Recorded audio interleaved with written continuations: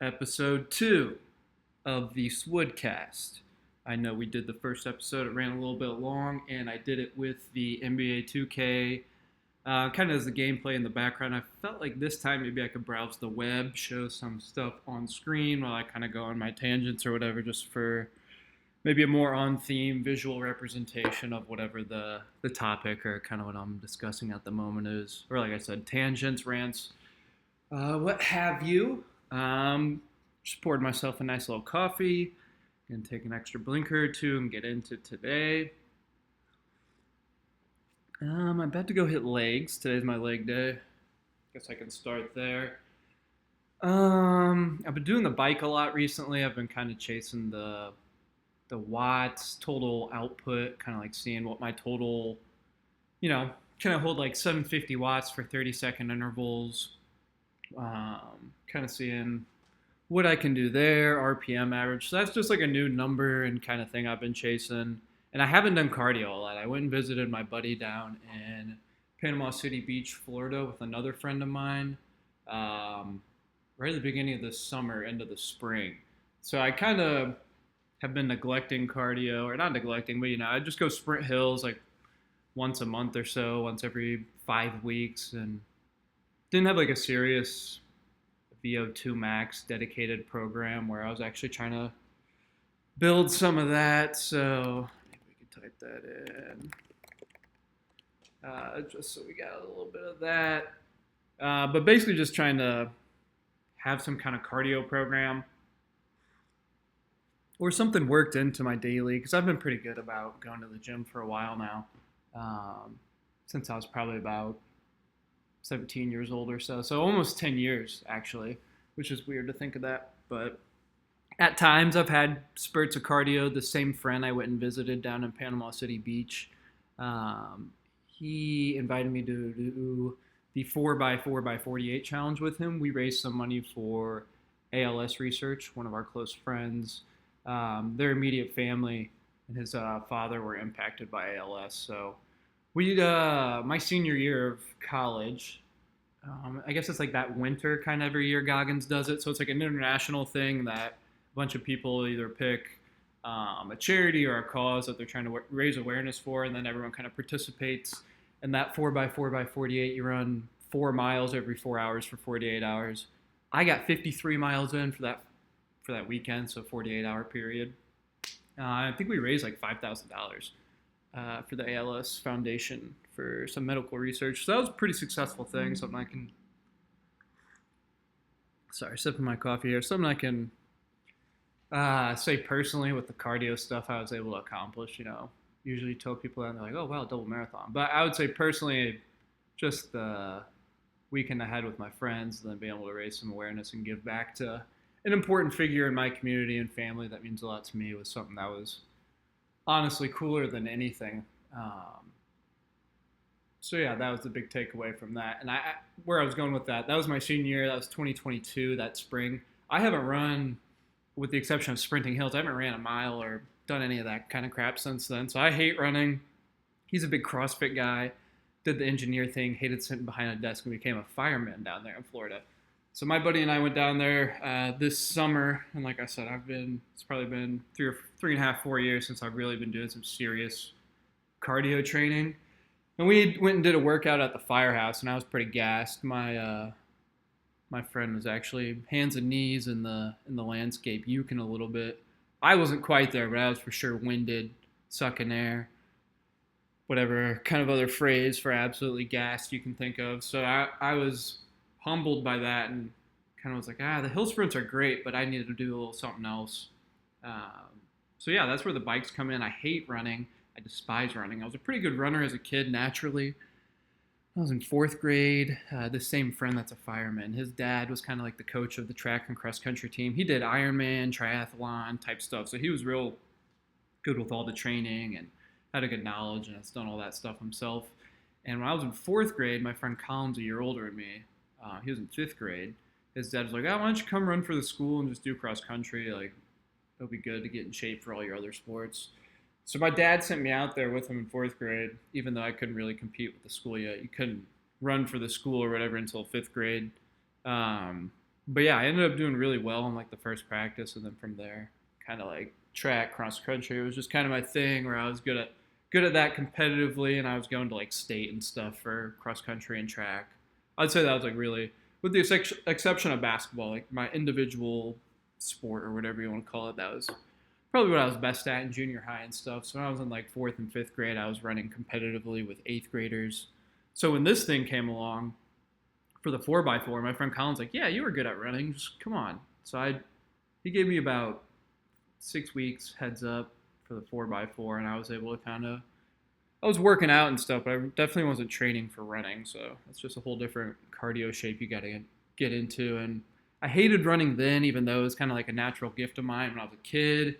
I hated doing the training for the 4x4 again, even though I got in like awesome shape in, 7 weeks or 6 weeks, whatever it was.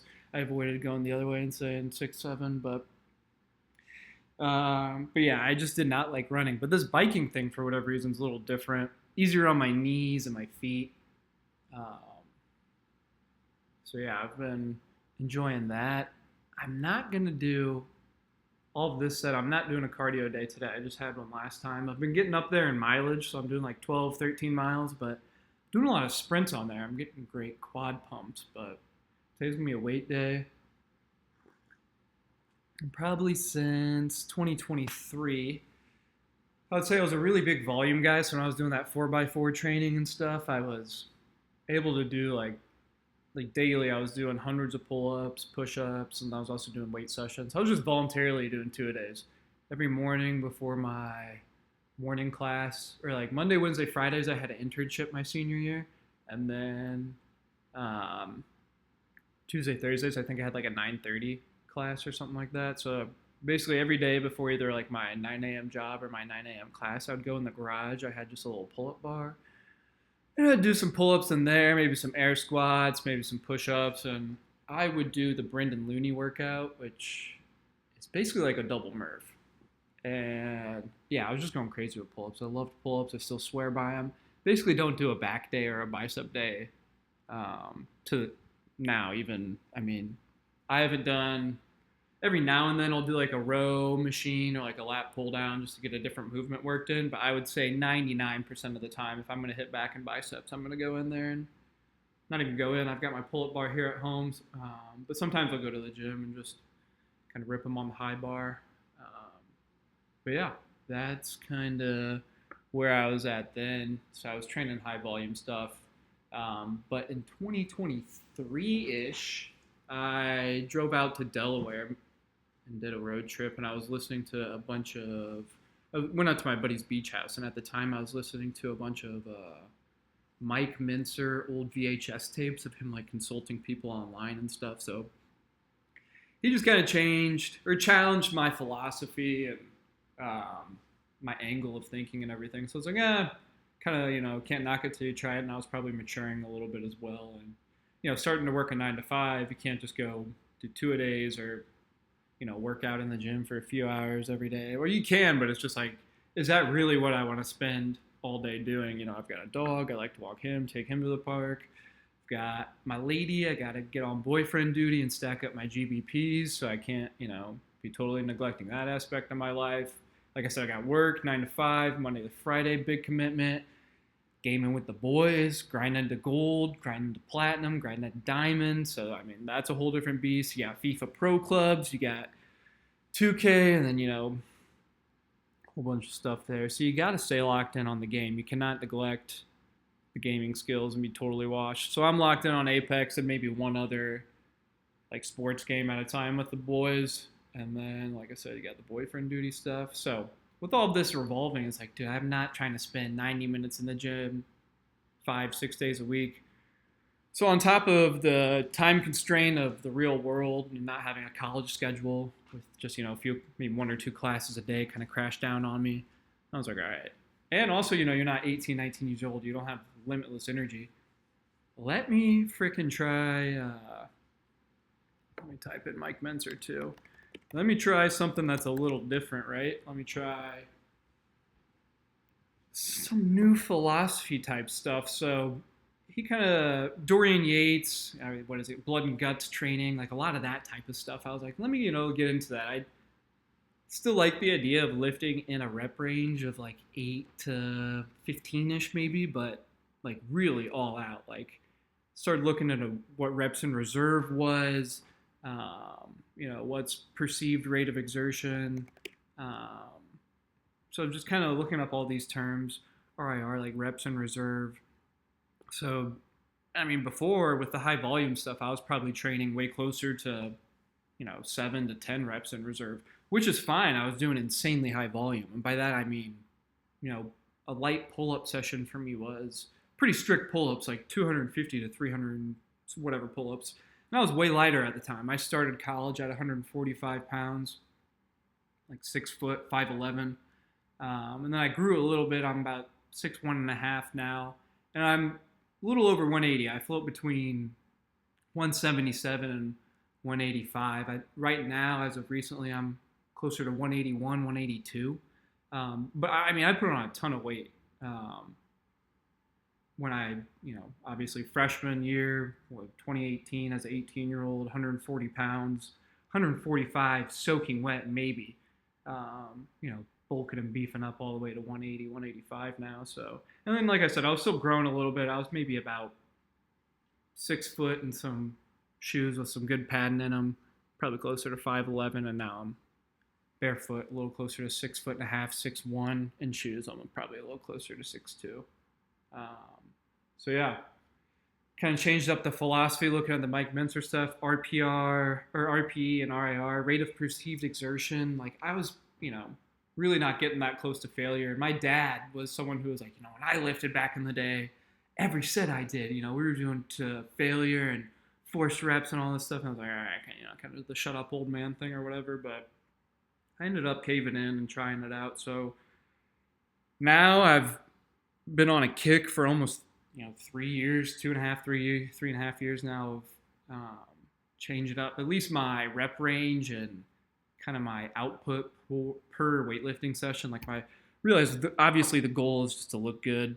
I don't want to be confused with someone with an actual powerlifting build. But the side, let me look up some of these Chinese powerlifters. These guys, no homo, the physiques are insane.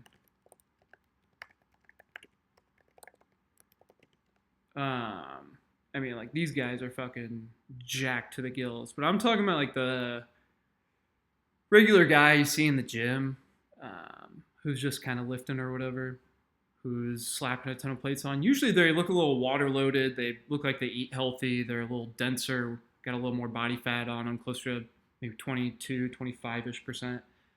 I'm someone who, I've got long limbs. I've got really long legs, a short torso, and long arms. So benching, squatting, any of that kind of stuff heavy has never naturally been my whatever, my strength. Not a super explosive, springy athlete. Like I said, I was good at track and cross country, so a little more of the stamina, cardio stuff. I could dunk a basketball. I dunked a basketball for the first time when I was 17 years old. So, I mean, there's that. I was able to dunk a basketball when I was playing basketball and stuff pretty regularly, but aside from all that, I would say naturally being thin, being on the thinner side, it was benefit from that hypertrophy and, bodybuilding wise, and that's probably just why I gravitated towards that. I had visible abs naturally just because I was a skinny kid with, ribs popping out or whatever when I was a kiddo, so putting on the muscle and doing that's what attracted me, kind of getting to a point where I could start pressing some serious weight. I that's fine. I just would have looked skinny fat probably, just the mass it would have required me to get to. So I kind of at the time was like, let me just slowly over time see what my, grown man physique could look like. I got up to about 190, 195-ish. That had to have been a year and a half ago. Yeah, maybe like the end of 2024-ish. So I kind of tapered off since then. Like I said, I'm back on the cardio train, so I'm kind of even slimming down. I'd like to get back closer to that 177. It's kind of the lower end of where I float around. But all that being said, kind of what a normal weight session for me looks like, depending on the muscle group, but I usually like to hit it at least 6 to 10-ish. That's the working set range. What is a working set? I can look that up real quick. What's a working set? What is this, AI mode, man? Maybe not. Working set gym meeting. So that's, basically just, I'll go in there today. I'll just walk you through what a normal leg day will look like. I'll get on the leg press machine. I'll wait until the leg press is open too. They got a hammer strength, plate loaded one. Not one where the seat's moving, where the platform's moving. I'll go in there. I'll put a plate or two on, do, a light, what Jay Cutler, the bodybuilder Jay Cutler calls a feeler set. So I'll do 2 or 3 feeler sets, kind of warming up, maybe do a few air squats, and just kind of work up to what my working set weight would be, which would be my top set, my all out. And it doesn't mean like a 1 rep max. Like this is the weight I can move, the most amount of weight I can move for one single rep. It's more so like I said, that 8 to 15 rep range. And by the 10, 11, 12th one, my legs are shaking, the weight's moving real slow. And that's a good way to measure RPE and RIR, is how fast is the weight moving. So the first few reps, it's, up, down, up, down, up, down, up, down. And then it's up and down, up, okay, down, up, down. And then it's, oh, fuck, okay, half rep and then rack it. And it's like, all right, what was that, like 8.5, 9.5, blah, blah, blah. Log that and be like, next week I'm trying to get 10 or whatever. Or maybe, 9 controlled ones and a few quarter reps, whatever. So, that'll be like my first set. I'll probably do like sorry for all that moaning shit. Didn't mean to get so sexual there. That's what a coffee and a blinker will do to you, talking about weights and looking at pictures of Mike Mentzer and Chinese powerlifters. But here's a sip of that coffee. But yeah, that'll be kind of the first set, probably around 11, 12 reps. And I'm feeling pretty good. So I'll probably have 6 plates on there today, like 6 plates for a set of 10, 6 plates each side, 12 plates total.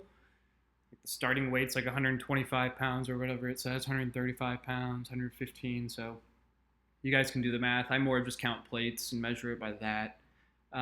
Some days, if my knees or joints are feeling a little more worn, I'll go in and just do light feeler sets, kind of maybe sets of 15 with 4 plates and a 25 on, but really the range of motion, making sure I go all the way down, the bottom of the machine's, bottoming out, and then I'm going all the way to the top. Just trying to get as many high quality, high output sets or reps in, not sets, reps, in those few sets that I'm doing. So I'll maybe do 2 or 3 sets of leg press. That'll be my compound. I'll probably do 2. Maybe on the first or second one, if my quads are feeling it, I'll superset it with a set of sissy squats. I'm just kind of doing like the knees over toes, get the extra quad pump.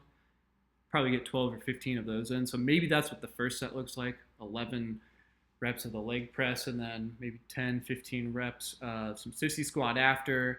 Nice long 2-3 minute break, because like I said, that's like maximum output, super out of breath.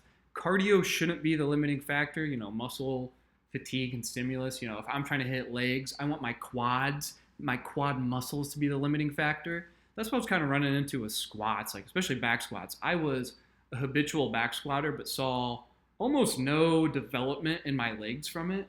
I was going up in weight and reps, and I was doing a lot of high rep frequency stuff and whatever, but even trying to do some stuff where I was putting on more, weight and more plates, trying to do a thing there where I was like, let me do some astagraphs, lower volume stuff.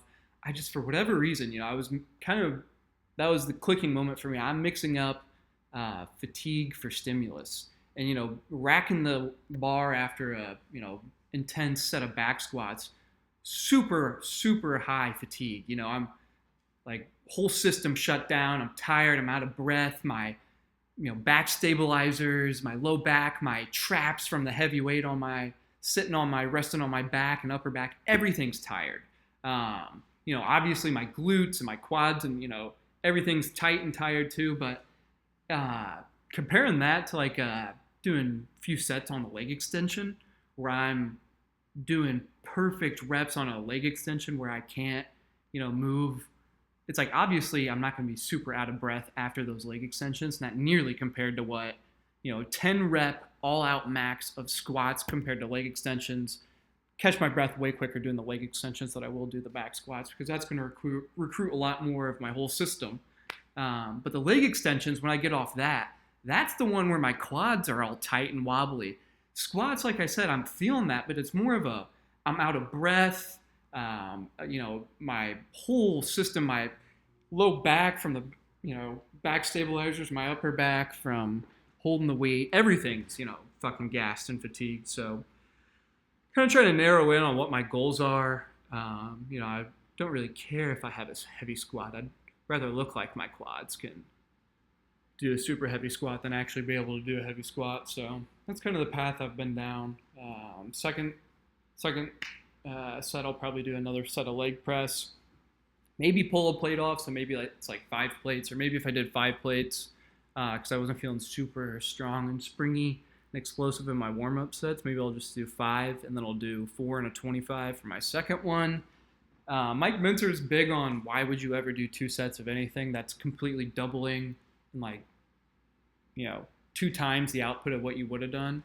I kind of was dialing back from per workout what I was doing down to see, what's like the minimum threshold to balance of, I like to work out and feel fatigued after, but I also want just kind of this kind of sounds bad, but be able to do the least with getting the most out of it.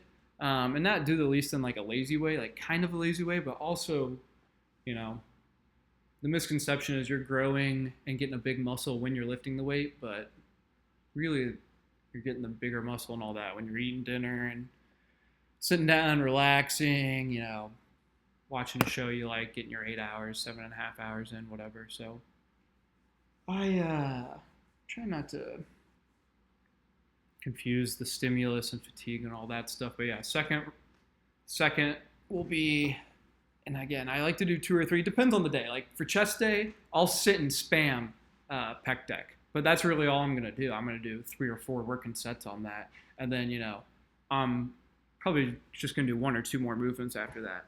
Leg day, we'll stay on leg day, stay focused here. Hell of a mix of blinkers and, sorry, my dog's going crazy. Paige, get out of the trash, man. Come here. Dog's getting in the trash, classic dog move. But yeah, just kind of depends on the day. And what I like to do or what I get the best pump and muscle stimulus out of. Sticking with legs, I'll do the leg press twice. 2 heavy's a relative term to your own strength curve or whatever, but heavy sets for me, which will probably be in the 6 to 5 plate on each side range. And then from there, I'll probably go do at least 1 set of kettlebell swings. They've got a big 80-pounder in there at my local Y, so I'll go get my hands on that thing. As a person, a Muscovite, and someone whose mother is from a former Soviet state, I think it's imperative that I touch a kettlebell at least once or twice a week. So I'm going to get in there and get my hands on a kettlebell and do my kettlebell swings. Let's look at that. Benefits of kettlebell swings, Soviet lifting style. Pretty sure like the kettlebells were from like a bunch of guys working in iron factories or something, and that's just how they were like taking them and throwing them around and moving shit. And then that kind of changed to some of those guys took those lifting techniques that they were doing in the factories to the circus, and were doing cool things where they could like lift these heavy weights over their head and flip them around in the air and catch them. And then it ultimately just evolved in the kettlebell training. Let's see this guy's demonstrating. I've actually had on numerous occasions, but most recently at LA Fitness, a trainer came up to me and said, "Hey man, I just want to let you know that I see a lot of people doing kettlebell swings. I never see anyone doing them right, and just want to let you know you have insanely awesome kettlebell swing form." And I hate to get on here and toot my own horn about something like that, but you can ask my friend Garrett whenever him and I are golfing. I'm like, dude, you want to hit that 7-iron farther? Go freaking do some kettlebell swings. It is the single, in my opinion, like if I could only do 1 or 2 weight movements for the rest of my life, it would be kettlebell swing would be up there for sure. For longevity, for pump, for staying explosive, for cardio, for everything. And I'd never get back issues from it. I've had some gym buddies come up to me and be like, "Oh, if I was swinging all that weight around, my low back would pop out or whatever again." I'm like, It's axial stretching, not axial loading. The same guy's telling me that's doing hack squat and back squat. I'm like, dude, you're loading and pressing through your spine. But regardless, second set will probably be 80-pound kettlebell swings. I'll probably be able to get that thing up for like 24, 25 reps. So I'll be shaking after that. My glutes, my, kind of above my knee, quad region, just from the squeezing through and everything. Everything will be cooked and tired from that. That's a pretty high volume. I try to keep my kettlebell swings for lower or for after more heavy compound movements that I've already done. That way it's pre-fatigued and I can kind of get in there and do some work. If I do start a leg day with kettlebell swings, man, that's a great workout and maybe something I'll save for another day. But some interval work with kettlebell swings, I mean, I could talk for another 45 minutes on why the kettlebell swing's so important. It's a shame most gyms I go to only have up to like 30, 45 pounds. You need some heavy KBs in there, just like dumbbells. But after that, I'll probably, if my posterior chain, which is what I'm going to like to stay focused on today, if that's feeling good to go and like pumped up from that, I'll go right on to the laying leg curls. I like laying leg curls better than the seated version. That kind of looks like you're getting strapped into a roller coaster ride. I think to each your own there.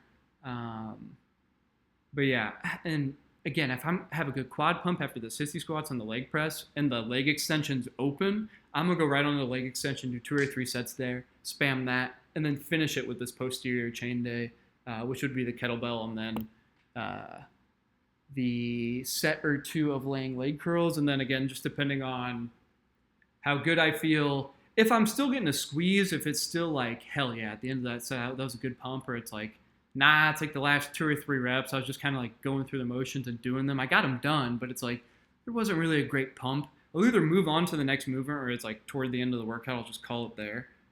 So with the leg extension or leg curls here, after the extensions and kettlebell swings, that's kind of the region where I'm like, all right, if I had one really good set and I'm on the verge of maybe whatever, maybe I'll just pull the pin right there, slide it down and do a drop set to finish. Be able to be like, all right, let me rest, catch my breath, and do one more set on here, a little bit lighter squeezing set. Or if the set just felt meh, but I feel like I still have some cardio in the tank, go to the RDLs, which I love to do with kettlebells as well. Or if it was like good pump, almost about at the end of the gas tank, but I got a little more, I just mechanically won't pick up a new movement or whatever. And I'll just stay on the leg curl machine. I won't go to RDLs, and I'll just go ahead and spam out the rest there for my posterior chain, which would be hamstrings, calves, glutes, all that kind of power where all your base and athletic ability and explosiveness comes from, in my opinion. And that's all I've got a personal trainer of mine. He's practically a doctor, close friend of mine, done a lot of intense schooling through the state back in Illinois. Shout out to Dr. William Elvers. So yeah, he oversees a lot of my exercise programs. He's got me on the Norwegian 4x4, which I can look up real quick. That's kind of something I've looked, kind of how I've intertwined, how I did my sprints, my hill sprints, and then now how I'm transitioning that cardio training and VO2 max training into the bike. I'm kind of taking this approach with my bike sprints as well before I kind of get into a cruise after and try to maybe hold a RPM and a watts for a certain amount of time to get to a mileage after. But 10 minutes, light warm-up, easy pace, 60-70%. And then you got 4 minutes of hard effort, pushing to 85-95% of your heart rate. And then you repeat that for 4 rounds. So that's kind of what some of my interval sprints look like. And a cool thing that I'm doing is I'm actually having ChatGPT, since I don't know anything about biking and cycling. And unfortunately, my trainer, my doctor trainer, Dr. Elvers, is not super into that stuff.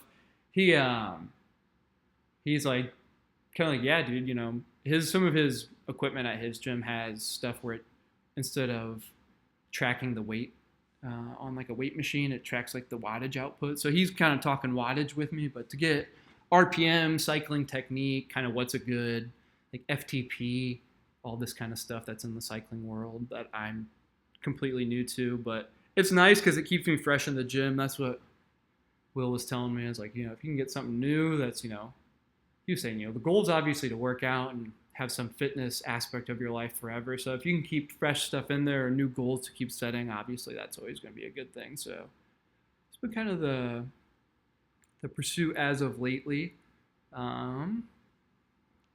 Let's talk Killdozer, huh? Enough of working out. I mean, working out's fucking sick and all, but let's talk Killdozer. Marvin Heemeyer, local business owner. Let's just open up the Wikipedia. This man, it's kind of like a modern John Brown, where it's like, is this guy a freedom fighter or a terrorist? A lot of people call him a terrorist. Me, myself, 10 toes down. This man's a fucking freedom fighter. True patriot, true American. What do you do when the establishment doesn't stand up for you? You stand up for yourself type of situation. So this guy had a business, I believe, if I can just read through this. Here we go, background and personal life. So I guess this went down in the Boulder area, but Granby was like the town that he really tore up with his Killdozer. I thought he had a business. Maybe not. Gambling legalization. Regardless, there was some zoning dispute with the Granby town where, yeah, they had to have been with his business, $42,000, and it came to the point where they even shut off this man's water and electric to his building downtown.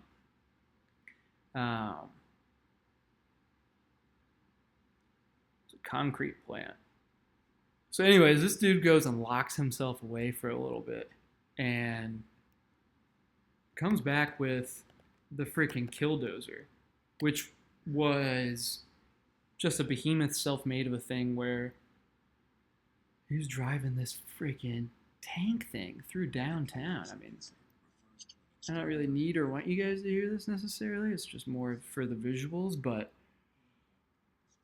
this guy, my buddy was watching a documentary on this the other day.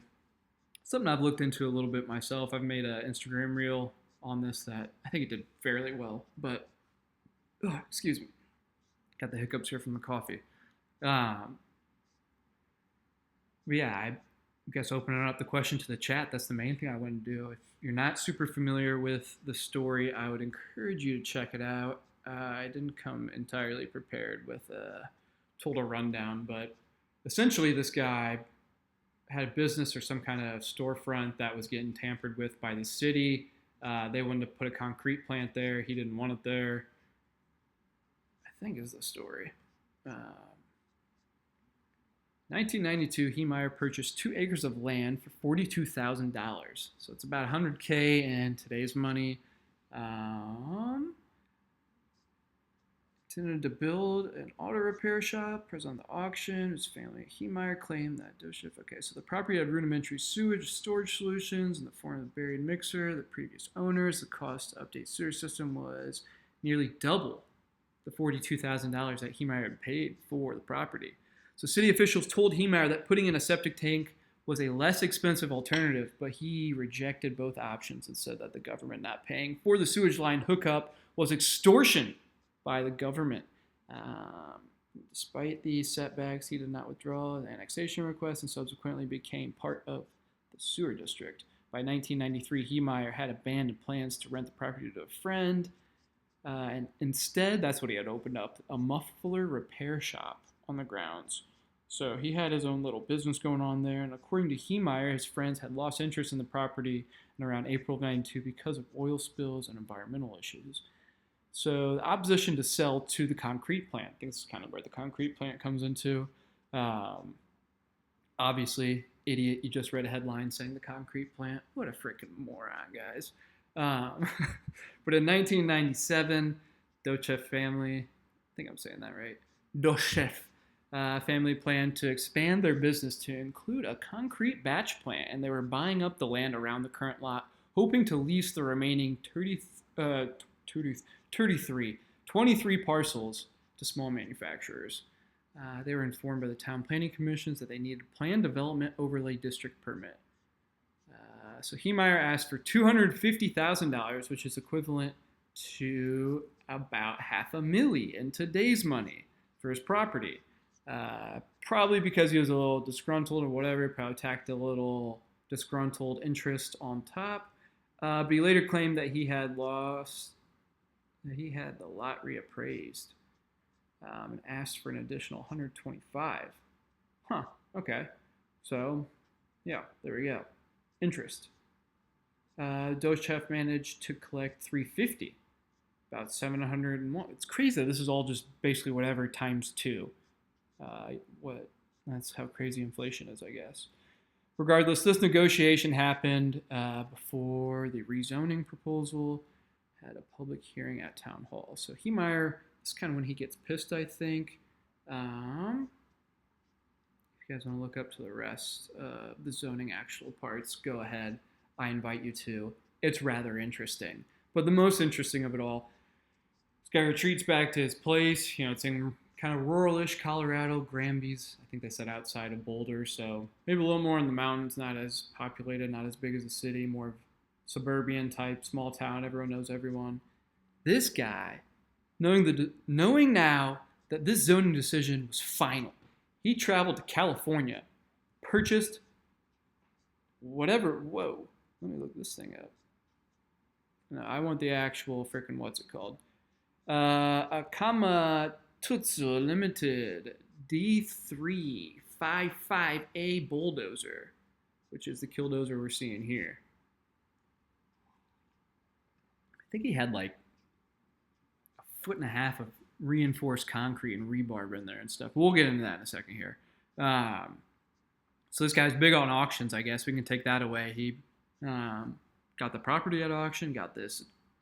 And by the way, if you got an enemy out there and you catch wind, you're in a small town yourself. I'm from a small town. Word gets around quick. If you get word that someone that is not too fond of you buys a bulldozer and you have some dispute over a storefront, I'm not saying that's a red flag. I'm just saying maybe raise an eyebrow and, check your six or travel with someone who's willing to hold your six for you. In October of 2002, though, he announced the closure of the muffler repair business, putting almost all of his inventory up for sale. So this is kind of when he's putting all eggs in one basket. He's saying, no more muffler store, 10 toes down on the Killdozer. I'm about to bulldoze the whole city down. And that's essentially what happens next. Bulldozer failed to sell. He saw it as a sign from God. I feel like they're putting words in this guy's mouth. I feel like he had the intent. But regardless, I want to get to some of the actual specs. It's interesting to observe it was never caught, Heemeyer wrote. This was a part-time project for over a 1.5-year time period. He was surprised several men who had visited the shed previously that year had not noticed the modified bulldozer, especially the 2,000 pounds, 910 kilograms for my French listeners, lift fully exposed. Somehow their vision was clouded, he's saying. So the bulldozer was a modified Kamatutsu D355A, which he referred to as MK tank. Marv's Kamatutsu tank. I'm butchering that, but you get it. Audio recordings, never looked into that. But it's got this makeshift composite armor plating all over it, the cabin and engine. Here we go. The bulldozer was fitted with several cameras linked to monitors, mounted vehicles. They basically had like backup cameras and a dashboard in there so you could see everything. So not only was this freaking armored, but it was kind of somewhat, rigged up for some self-made high-tech stuff going on. Cameras were protected on outside by 3 inches of shield of bulletproof polycarbonate. Wow. Compressed air nozzles were fitted to blow dust away from video cameras. This guy wasn't playing. 3 rifles, including a 50 BMG rifle. Sounds like a big gun to me. Were mounted in the vehicle. 3 of them. Because, this is America. Strike 1, 2, and 3. At the time of the demolition, it also contained 3 handguns, I believe one of which took Marvin's life inside at the end of it. Some of the specs were kind of taken out of this, but we can skip to... This is kind of the main thing I always see on the news broadcasts. This went down in 2004, 215. Dude showed up to the concrete place and just fucking had his back with the Dochev family. Told them to go pound sand or pound concrete, for lack of a better pun on the tip of my tongue here. At the time of the attack, this guy was at the concrete plant. I'm pretty sure this guy destroyed like the library. He went on to destroy like the mayor's home and a bunch of other stuff. During this time, Heemeyer fired multiple rounds at the loader. Deputy from the sheriff's office arrived on scene. Yeah. At one point, Heemeyer charged at a firing position. Yeah, I mean, this is pretty fucking crazy. So there's videos of him destroying this stuff. Heemeyer then advanced on Granby Town Hall. What a fucking guy. Freedom fighter. Which had been hosting a story hour for children. Okay. Maybe read the full sentence before we get into all that. All of that being said, the only person that died in this instance was Marvin Heemeyer himself. He took his own life inside the cabin after, I don't know if it kind of like ran out of gas, power, battery, just whatever. It kind of just shorted out on him. And he took his own life inside the armored cabin at the end of it. Which you can see right here, he shot himself in the head with a .35 handgun. The only person that died was Marvin. There was a ton of destruction done to the city of Granby. So obviously they had to kind of, I guess that affected taxpayers and all that stuff and whatnot. But to say he didn't get his get back would be crazy. I mean, absolutely, he got his get back. But yeah, now that I guess there's a little more context on the story, let me know what you guys think. Freedom fighter, terrorist, didn't kill anybody, destroyed a ton of public property, some private property. Went right back at the family that had disgruntled him by destroying that concrete plant. Got the Granby Town Hall, some of the public library and stuff. Some other storefronts got caught in the crossfire.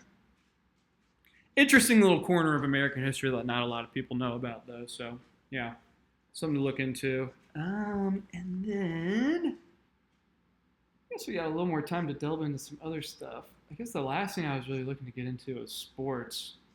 UFC. I guess starting with obviously the obvious. Conor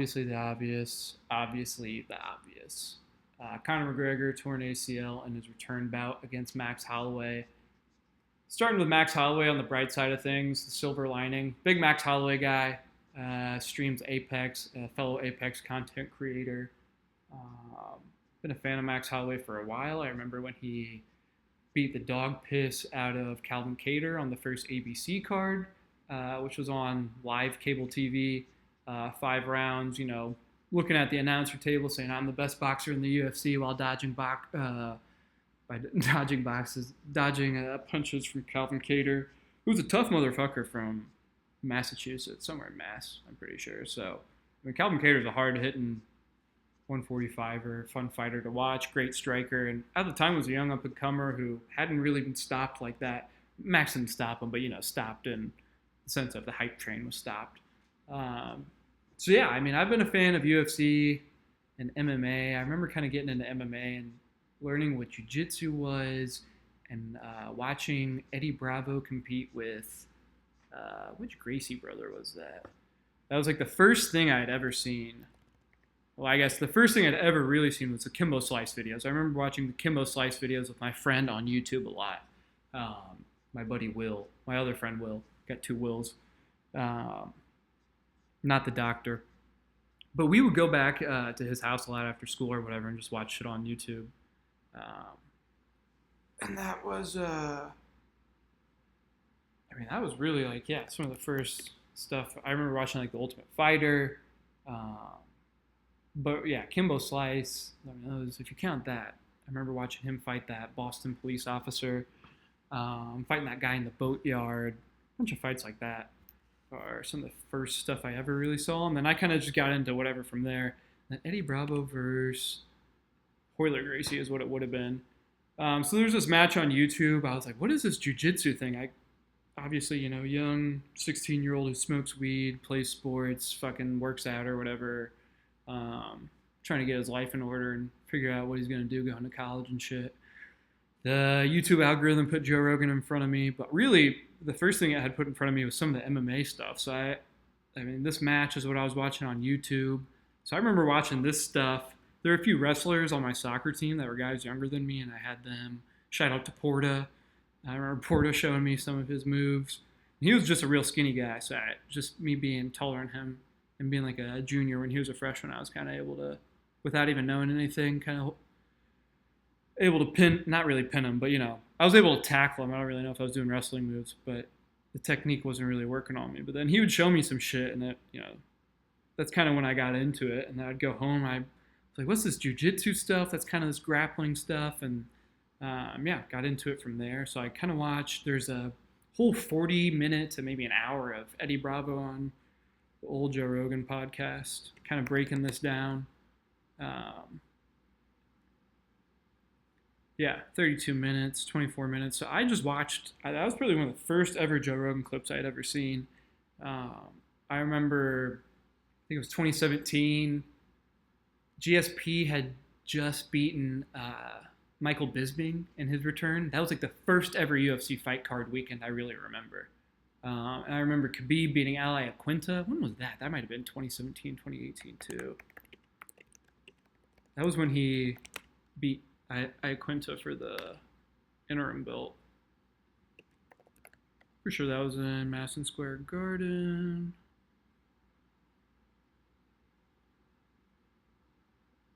Yeah. So that was the spring of my senior year of high school. And then, when was GSP versus Bisping? I'm pretty sure that was like the end of the year in 2017. I remember, So I remember not having access or really knowing how to watch the streams, but watching like bootleg stuff on my Chromebook, my school Chromebook of the George St. Pierre fight. And then I was a big George St. Pierre fan. Kind of got into everything from there. And then when I went away to Xavier, I got into boxing. I boxed for a semester and a half. I boxed for my whole fall semester, and then I came back that spring semester, and they're like, you got to pay your dues. Because my coach wanted me to start doing, I don't know if it's like the Golden Glove tournament, like the Young USA boxing stuff that they'd go to.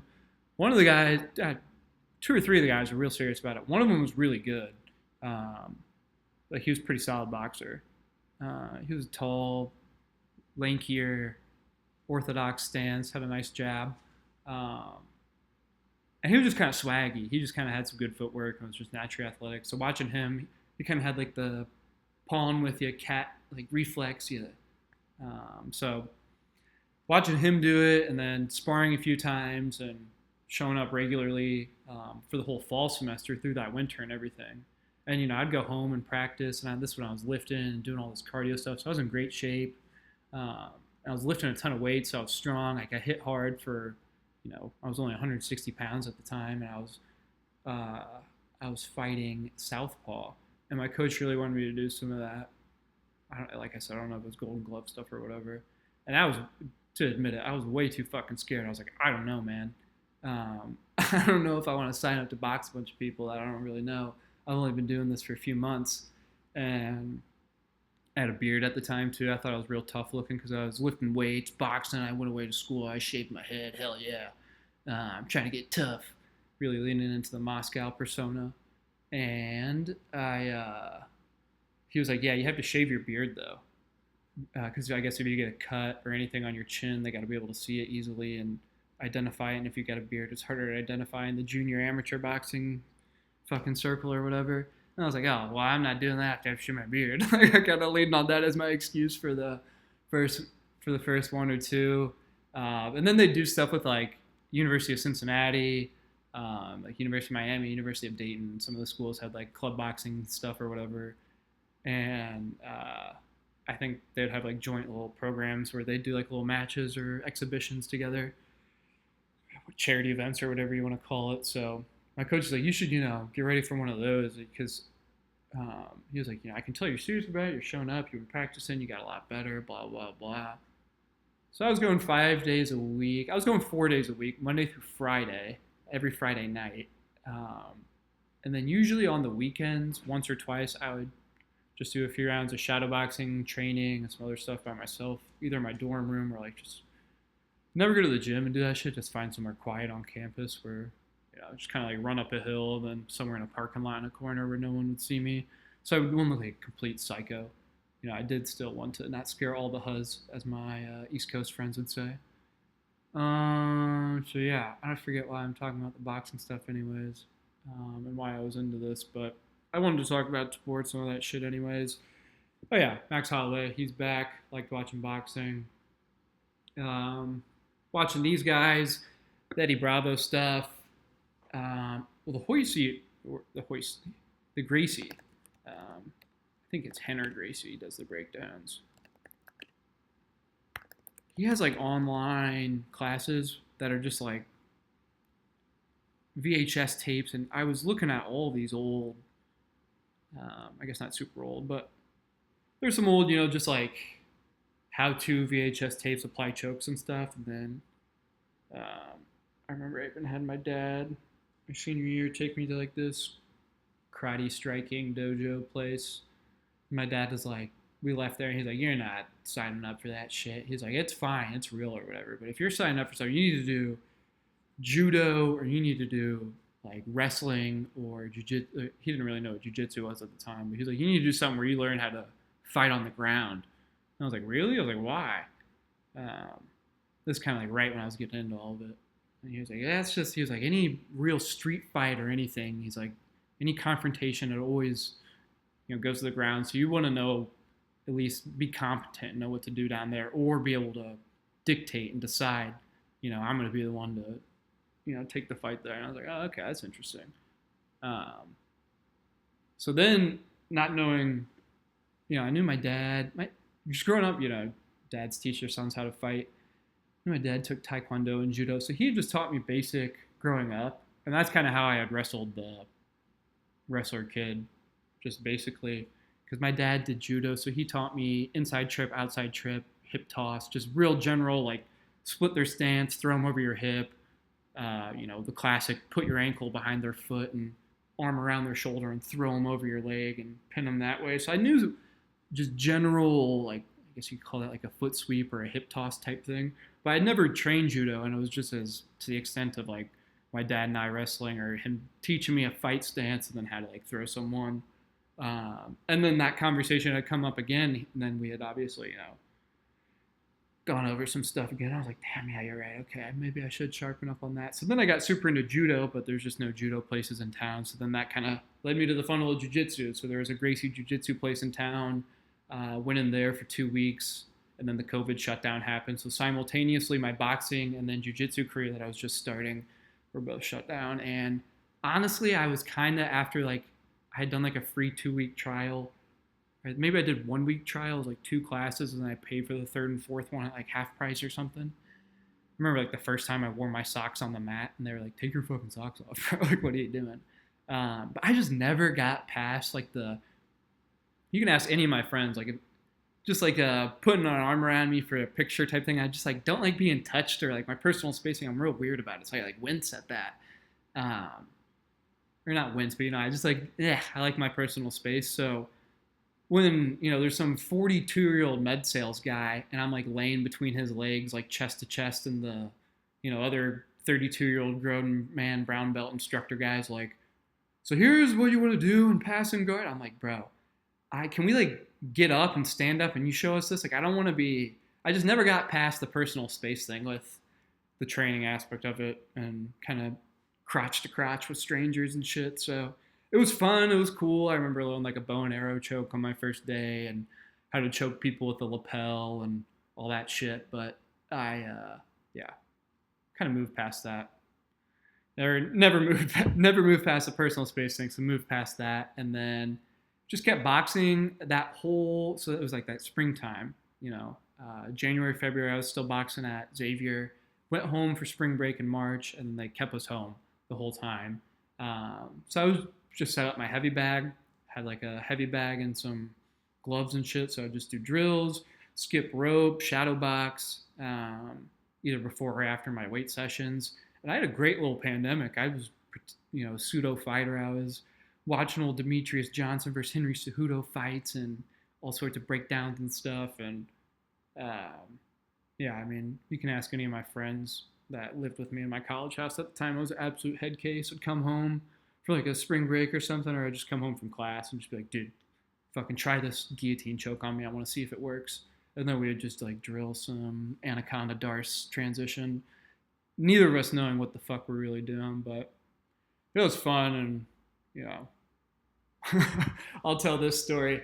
One time my friends and this had to have been, you know, from my freshman year all the way through, you know, up until we moved off campus and had a house. My friends and I were just constantly, I mean, we had our own little McDojo, you know. I don't know if you've seen the McDojo stuff where it's this guy exposing fake martial arts, but we were basically a McDojo in our dorm room. Just kind of, you know, I'd watch those breakdowns, and it wasn't like we'd watch fights and be like, oh, let's try that move on each other. It was more like watching this Gracie breakdown shit and be like, let's see if this works or whatever.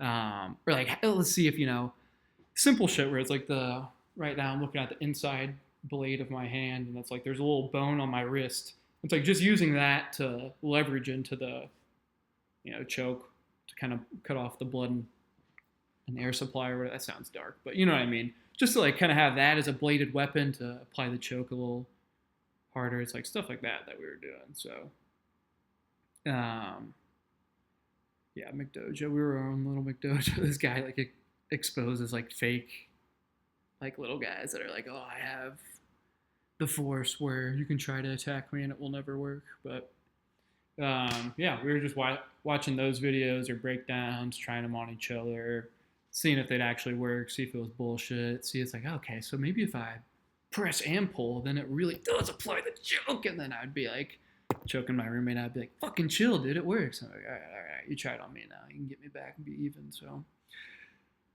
you know, we of course all went through all that, and then that was kind of my grappling and McDojo experience. And then that whole whatever, I just kind of stuck to the boxing, stuck to the striking, and then my senior year, when I was going back after the pandemic, because, you know, I'd stayed home that summer and everything, my dad was like, look, it's cool that you're learning to box and all that. That's awesome. But he's like, I'm, you know, paying for you to get a degree to go to school and to get a degree, not to become a professional amateur boxer. It's a little late for that. So why don't you, you know, he's had a lot of serious concussions from football. So he was like, why don't you don't get your head punched in, and let's focus on, you know, investing in the brain as a whole. So I was like, yeah, you're kind of right. So that was the extent of my boxing career, where I was done pretending to be tough. And I know you guys can't see me, I'm not on camera here. I got a bit of a Levant nose, as they would say. So a Middle Eastern Persian nose. He also told me I did not have the face to get punched, which then my response was, I don't get hit. I've been watching a lot of Floyd Mayweather stuff, obviously. But yeah, this McDojo shit. So me and my friends would grapple and do whatever in the dorm rooms. And then our junior year, I think, when we moved off campus, we had gotten a trampoline. And it was just like a trampoline we'd fuck around on, had a little mini hoop. We'd like dunk on each other, play like, you know, just classic backyard games. You'd throw the football at each other and shit. And then one night there's like this other friend group of guys that came over, and I mean, it was actually psychotic, but we essentially, in the trampoline became the place where we would practice a lot of or have exhibition wrestling matches with each other. And then we invited this group of guys over, got hammered, and then I felt kind of bad, but in front of a few of their girlfriends, like my friends were like very eager to try some of the moves that I had been showing them from the Henner Gracie breakdowns. So I've got like my friends like like pinning these guys down, like I'm just, thank God nobody got tossed awkwardly and landed on their neck. But I think we had, maybe a total of 4 or 5 bouts that night, just completely impromptu. Like I said, we're all sitting kind of drinking around. I did introductions for the fights. Fighting! I did my Bruce Buffer voice out of the blue corner. And we all had flashlights waving them around above the trampoline net, kind of all watching them fight at once. Go to the, just 2 drunk, like 20-year-old guys in there wrestling in front of like a girl. They both probably have this, both have the same crush on the same girl or whatever. So that shit was hilarious to watch. But no, we were all good sports when it wasn't with malintent. I remember after the fact, one of the guys was like, "Whoa, dude, you guys know some serious like wrestling moves. Like, you got to teach me how to choke someone. Because one of the guys, he was a tough dude. I mean, he still is a tough dude, obviously. He was a rugby player, knew my friend from rugby and stuff, and he got a good slam off of one of my bigger friends. And then my bigger friend, big athletic dude, reversed it, got in a position, or even in the bad position, still had the guy's neck and kind of, flipped him over and then just kind of modified guillotine the dude. Just from like a sprawled position almost. Like the dude was sprawled out, almost a little turtled up, if that makes sense. Like he was on all fours and my friend just had like not even a head and arm, just a classic one arm in, guillotine. And then from there, he got up and he was like, dude, you guys got to show me that. So then the rest of the night was the victor showing those that fell short the McDojo stuff that we had passed on through the lineage. So that, yeah, pretty dope stuff. Kind of a crazy college story. We're at about an hour, though. I wanted this to be a little longer. I think that's what podcasts should be. Talked a little history with the Killdozer, talked a little exercise stuff, talked a little bit of my boxing background, why I like the UFC. I'm from the Caucasus. I'm from Moscow. My mom's from Azerbaijan on like a lake reservoir, small village below the Caucasus Mountains, right on the border of Georgia and Azerbaijan. So that's what people like out there. That's what people are good at. It's kind of in their blood. So I think it makes sense to me. That's kind of where I was going with all this. Probably makes sense that I was drawn to this or kind of liked watching it. Kamaru Usman, I was fucking heartbroken. He lost to DDP. I'd like to see him wrestle Colby Covington in that rack. I know Usman probably, and still does, have a lot of good fighting left in the tank, but nothing left to prove in the UFC, in my opinion. That's an organization that he's been a multiple, however many time defending champion. Only one person has a longer win streak than him in UFC history. Maybe two. Anderson Silva, 16, and I think Islam's at 14 or 15. Kamaru had 15 wins in a row, so send him over to RAF. I think they'd give him a decent bag. Do the trilogy there. They never wrestled in their fights, really. It was a lot of, I don't think any one of them really even shot a takedown. They've spent about 50 minutes in the octagon together. The first one was stopped in the 5th round with about a minute left. The second one went the distance. So yeah, what's that? 47 minutes or so. So, I mean, we've seen him strike. We've seen him kickbox, basically. Let's see him wrestle next. That's where I kind of want to see. And speaking on that, shout out to Colby Covington for getting ownership in that, kind of taking a step away from, I'm personally wasn't a fan of him. I just kind of talked at length of how I was an Usman fan. I even wrote a paper in college about Kamaru Usman in one of my psychology classes, and the professor wrote me an email and said, can I use this paper as an example for classes moving forward? I said, absolutely you can. But yeah, so I was a big Usman guy. He was kind of one of the first guys I really liked when I was getting into the UFC. Nothing left for him to prove there. Reignite and re-spark that trilogy. People always want to see that. Colby will sell that. And let's go see Usman wrestle. He looked great wrestling against Buckley. Didn't look great against DDP. Fought like a champion, obviously, but wrestling-wise, didn't look as strong as he did against Buckley. So let him go wrestle a guy his size again, or someone he's maybe even a little bigger and stronger against. And he's got that upper body Greco-Roman style. He doesn't really have a freestyle where he uses a lot of his lower half, like his legs and inside-outside trips type stuff, where you see that in more of Henry Cejudo's style or like Marab in MMA. You see him wrestling that way a lot. Usman's a lot of body lock, get you up against the fence, what I like to call the old grapple fuck, just fucking dominate you with position and wear and tear. But I think that'd be a really interesting wrestling match. He was shooting some pretty quick double legs in that fight against Buckley. So yeah, I'd like to see him fight or wrestle Colby. I'm a big Arman guy. I know, kind of ironic that Azerbaijani is rooting for the Armenian, but he's from, a Georgian guy who grew up in Russia and does the Moscow stuff and all that. So I think him and I have similar arcs where it's like the Caucasus guy who lives and stays in Russia. I tend to root for all the people of the Caucasus, except for Georgia. I don't know why. I wasn't a big Marab guy. I wasn't a big Ilya guy. I know Arman's, I guess, technically Georgian, but he kind of claims Armenia a little more.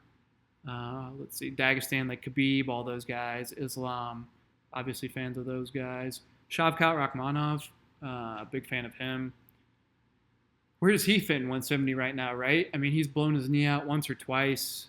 Well, inshallah, he will have a healthy and speedy recovery there. And, he beat Ian Gary. If Gary beats Islam, who's the last guy that beat Ian Gary? I'm pretty sure it's Shavkat. So that'd be an interesting, maybe get a big win in his return fight and then angle for the championship bout. But I don't know. Hopefully he can return by the end of the year, but we'll see.